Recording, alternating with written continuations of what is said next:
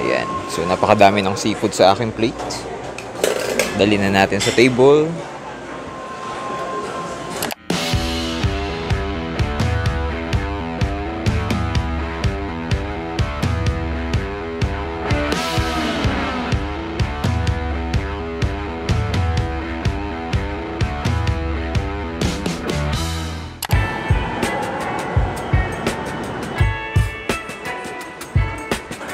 Hey guys! Welcome to the vlog. This is Ivan again and nandito na naman tayo sa isa na namang episode dito sa Ivan Lacochero Vlog. So, eto, nandito kami ngayon. Kasama ko si Don and si Canlaon. Ayan.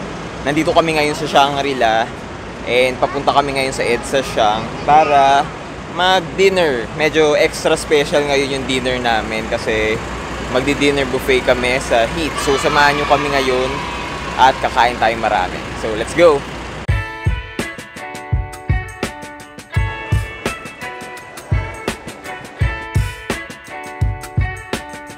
So ito guys, nandito na kami ngayon sa loob ng EDSA Shangri-La and we're just waiting na magbukas yung Heat Restaurant kasi 6 o'clock pa and medyo napaaga yung dating namin. It's only 5:20 ng hapon. So yun, maghihintay pa tayo ng ilang minuto bago tayo makapasok sa loob at mag-start kumain ng dinner buffet. So yeah, konting tiis na lang. So ito guys, as you can see from the window, dito ako sa labas. Ito, nagpe-prepare pa lang sila ng mga serve na food sa buffet. So while we are waiting na magbukas itong Heat Restaurant, magba-vlog na lang muna ako dito sa labas. So itong Heat Restaurant actually, isa to sa mga hotel buffets na matagal na namin gustong kainan ni Don. Kasi, ewan ko, maganda yung reputation niya, masarap yung food daw dito. And we are curious to try it. Ito gaya din ng ibang hotel restaurants dito sa Heat. Meron din silang dress code, so kailangan smart casual ang damit para makakain kayo sa loob tuwing dinner or lunch buffet. Since meron naman tayong reservation online, so wala tayong dapat problemahin. Meron tayong reserved seats sa loob. So yun, iintayin na lang natin na mag 6 o'clock para makapasok tayo sa loob. So alam naman nating lahat na mahal yung rate dito sa Heat Restaurant. Nakakabutas ng bulsa kaya hindi mo siya pwedeng araw-arawin na kain dito. Pang special occasion lang or kung napag-ipunan nyo talaga, doon lang kayo makakain dito. Unless mayaman ka talaga. Pero kami na hindi naman talaga mayaman and mahilig lang talaga kumain. Talagang pinag-ipunan namin na kumain dito sa Heat Restaurant. For the rates, ilalagay ko na lang dito sa description box below. Check nyo na lang. So iba-iba rin kasi yung rate per day. Lalo na kung biyernes dahil seafood night nga ngayon. Tapos iba rin yung rate kapag weekend tsaka sa normal weekdays. I-share ko na rin sa inyo, alam nyo ba nakakuha ako ng 25% discount dito sa Heat Restaurant. So malaking bagay yun para makatipid, diba? At the end of this vlog, i-share ko sa inyo kung paano ako nagkaroon ng 25% off dito sa dinner buffet namin. So, antabayanan nyo. So I think malapit na mag 6 o'clock. So tara na. Tawagin ko na sila doon para makapasok na tayo sa loob. So, let's go!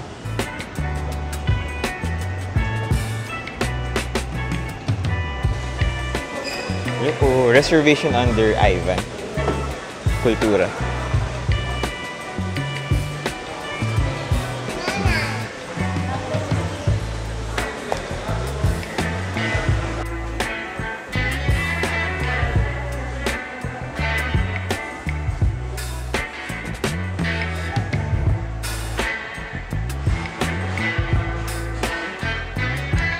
So ito guys, we are now here inside Heat na EDSA Shangri-La and we're just waiting na mag-start yung buffet. It's 5:53 now and exactly 6 o'clock pa pwedeng umikot dun sa buffet area. So, konting tiis na lang. Say hi guys! Hi guys! Welcome to the vlog! Welcome to the vlog! Welcome to the vlog! Welcome to the vlog! So ito guys, while we are waiting sa pag-start ng dinner buffet, ikot na muna tayo sa buffet area. So pakita ko sa inyo kung ano yung mga food na isi-serve ngayong gabi. So tara, let's go!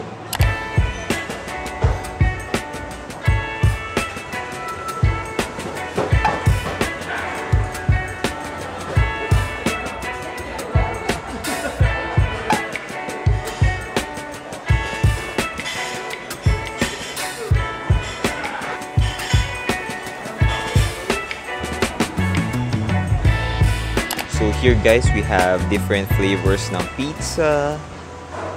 And I think this is the pasta station. So kung gusto nyo magpaluto ng pasta, ayan, kompleto sila sa Ricardo. We have here seafood paella. So surf and turf, may beef, tsaka may crabs, tsaka mussels. And then we also have here the dim sum part.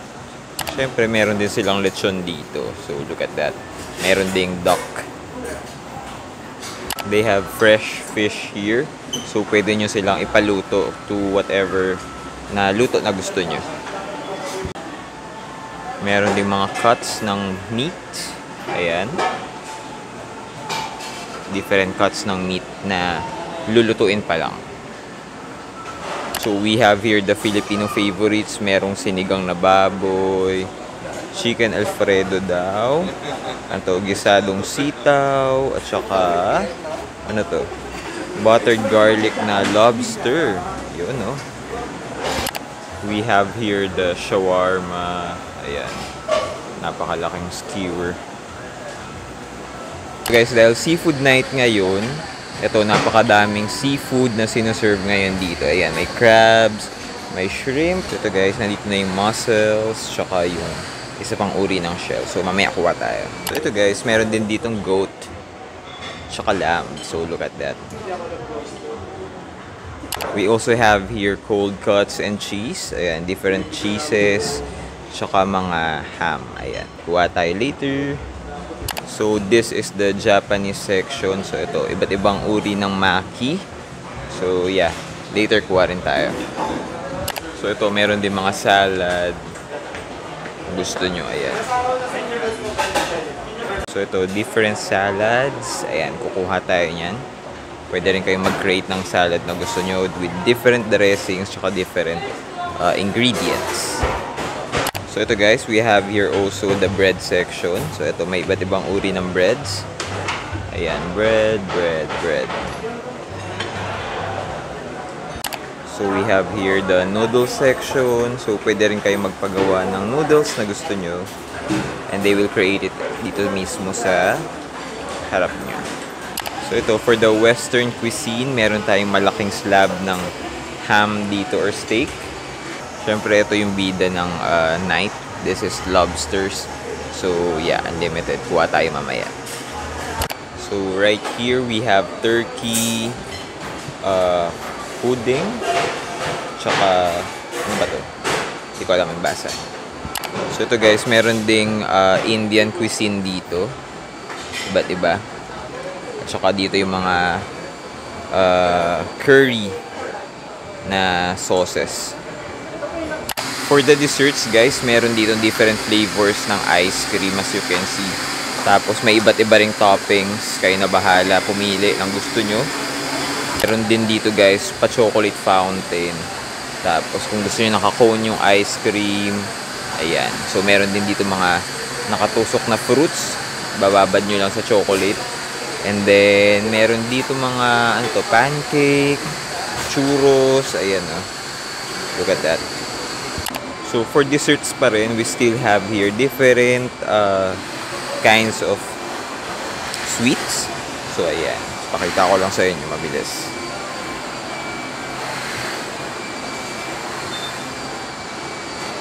So ito guys, meron ding taho dito at this time. Usually sinaserve yan pag breakfast Tapos ito, meron dito mga kakanin. Kung gusto nyo ng kakanin. Ayan, may biko, may maha blanca, sapin-sapin. We also have here the halo-halo section kung gusto nyo magpagawa ng halo-halo. And then we also have here different fruits. Ayan. May orange, may honeydew. Tapos may pinya, tsaka watermelon. So guys, by the way, dito pala sa Heat, separate yung payment para sa drink. So, meron silang menu dito. Ito, pakita ko sa inyo. So, this is the beverage menu. And separate yung bayad sa kanya. Hindi siya kasama dun sa buffet rate na babayaran niyo. So, pili na lang kayo ng gusto nyong inumin. So, ito guys, yung additional rate para dun sa only drinks. So, we have here the iced tea tsaka lemonade. So ayun guys, nakaikot na ako sa buong buffet area. Hindi naman pala sobrang laki ng buffet area nila dito compared with Manila Hotel tsaka Sofitel. Pero yung varieties ng food na nakaserve, marami naman. It's just that hindi lang ganun kalaki talaga yung buffet area. Pero yeah, nakaikot na tayo. So ngayon, kain na tayo. So ito guys, para sa unang biyahe ng kain, ito kumuha ko ng iba't ibang salad. Dun sa salad section, ito may pakinwa sila dun sa salad area. Tapos ito, iba't iba pang mga salad. So, tara, try natin. So, ito guys, yung seafood na may kasamang quinoa. So, tikman natin.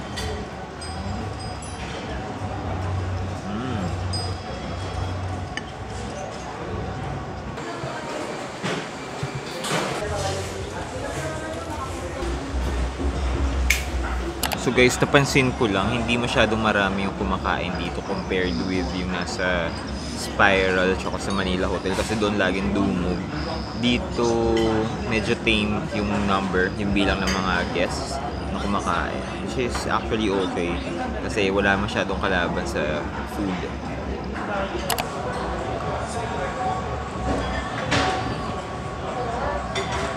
Do you like the fruits?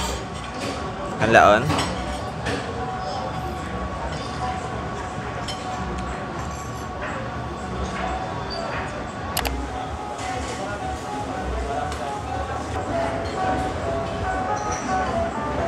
Kumuha naman ako ng cold cuts and cheese.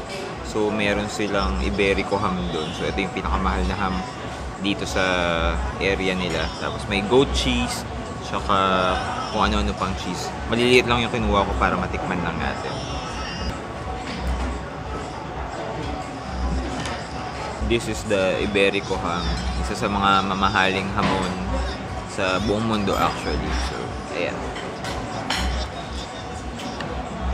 Wala lang silang pang slice ng ham, kaya medyo makapal yung nakat sa akin ni Kuya. So, syempre guys, kukuha tayo ng lechon. Ito, yan. Kuha tayo. Tingin pong lechon.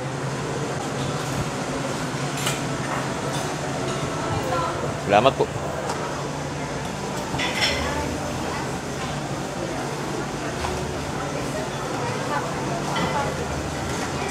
Siyempre, di kompleto yung lechon kung walang rice. Kaya kukuha tayo ng rice. Ayan. Ang lambot ng lechon nila. Sarap. Siyempre, may balat.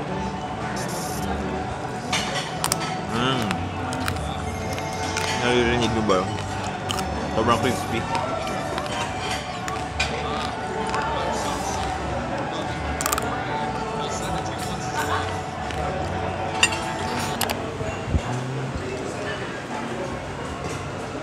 Lagay tayo sa plato ng mga tahong.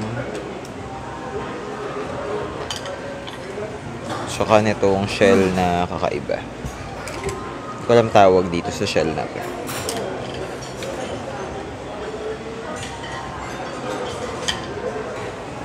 Kuha rin tayo guys ng crab.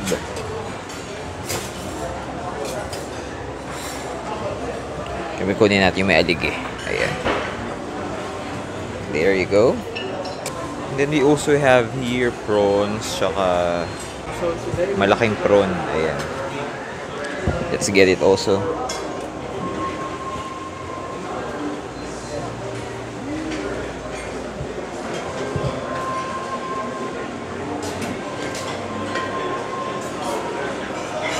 Ayan. So, napakadami ng seafood sa aking plate. Dali na natin sa table. Kumuha na rin ako ng mga seafood. Ito, napakalaking prawn. Siyempre, meron din akong kinuhang crab. Kainin din natin. Hassle lang talagang kainin ng mga seafood kasi kailangan mo siyang himayin. So, medyo messy. Pero, worth it naman kasi masarap naman talaga rin ang seafood. Buti na lang wala tayong allergy. Crab meat. Grabe, ang sarap ng mussels nila. Ito, look. Sobrang yummy. So ito, may kinuha rin ako shell. Hindi ko alam yung tawag, pero mukha naman masarap kaya kainin na rin natin.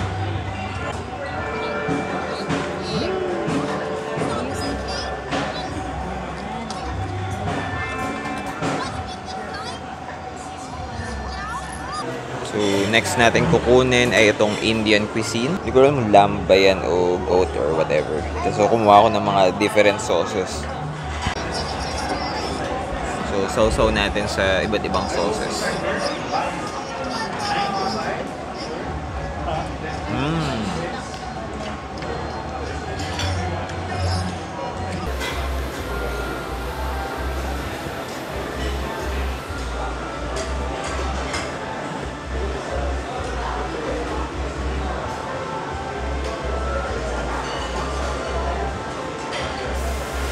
So ito guys, kumuha rin ako ng steak. This is medium rare na beef steak na may red wine sauce.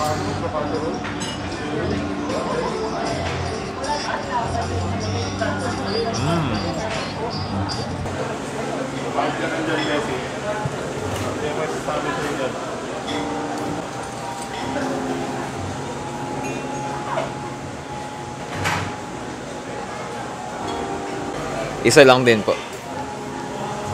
Ayan, sige po. Thank you, Chef. Thank you, Chef Louie. Ayan. Salamat po. So, ang next nating uupakan ay ang itong mga Chinese cuisine na nakita natin doon. So,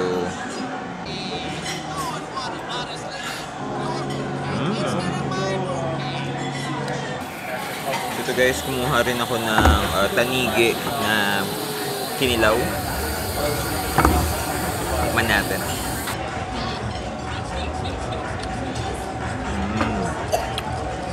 Yummy. So meron din tayo dito mga iba't ibang dessert. So let us get this raspberry jelly.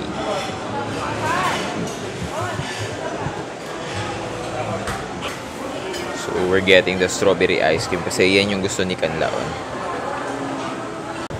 So they also have here the halo-halo corner. So we will just mix everything. Mekos-mekos na to. Tapos dahil favorite natin ito nata de coco, we will have more of these. So tara, gawa na tayo ng halo-halo natin. So lagay lang natin dyan mga nata de coco. Yan. Kuha rin tayo ng red na nata de coco. Or coconut jelly for those who are not familiar sa nata de coco. This is coco jelly. Tapos, yun. Kuha rin tayo ng green na nata de coco. Ayan. Tapos, lagyan natin ng langka, syempre.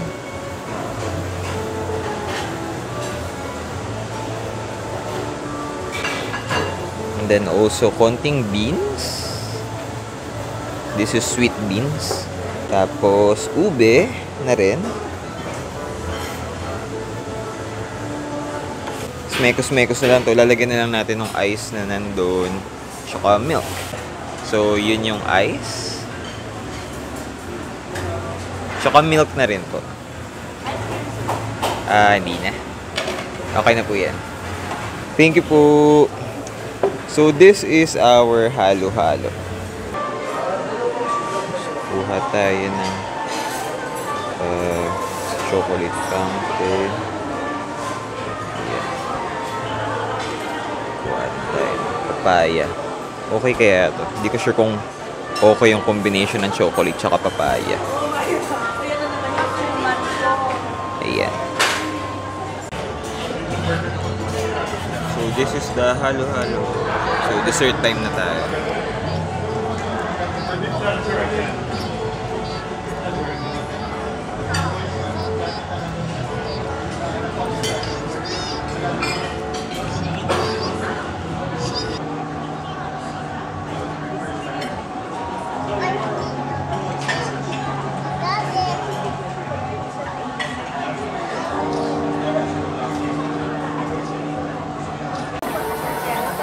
So to end our buffet dining experience ngayon, ito, kumuha na ako ng kape para kontra umay. Tsaka, yeah, pang-end ko lang talaga to sa mga dinner buffet. So, yeah. Sarap yung kape nila dito. Freshly brewed. So kanina guys, at the start of this vlog, I told you na nakakuha ko ng 25% discount sa bill namin dito sa dinner buffet dito sa Shangri-La Heat. Well, actually nakuha ko yun dahil nagpa-member ako sa Shangri-La Circle. Actually madali lang, mag-sign up lang kayo online and automatically mabibigyan kayo ng 25% voucher discount para sa first dining experience nyo sa any buffet ng Shangri-La Hotel. So, yun, wag nyong palampasin kasi 25% off din yun. Medyo malaki actually. So, yun, very sulit yung discount na makukuha. So, yun guys, that is it for our vlog dito sa Heat Restaurant ng EDSA Shangri-La. It was such a nice dining experience. Dito sa dinner buffet nila, seafood night ngayong Friday. So, grabe. Sobrang busog na kami and I think it's sulit naman kahit medyo pricey pero okay naman yung mga food na sinerve. May unlimited lobster, merong mga Iberico ham. So, yung mga food na yun, very expensive sa market. Kaya, okay lang na expensive din dito kasi unlimited naman. Nakakuha kami as much as we can dun sa mga expensive na food na hindi natin basta-basta nakakain sa labas. So, special shoutout din pala kala chef dun sa loob ng Heat. Pati na rin sa lahat ng servers na nag-assist sa amin kasi super friendly nilang lahat. Ayun guys, that is it for our vlog. Thank you guys for watching. And don't forget pala to subscribe and share this video para napapanood nyo lahat itong vlog natin dito sa Ivan Locochero Vlog. So, that is it. Thank you guys for watching. Bye-bye. Oh, bye-bye naman.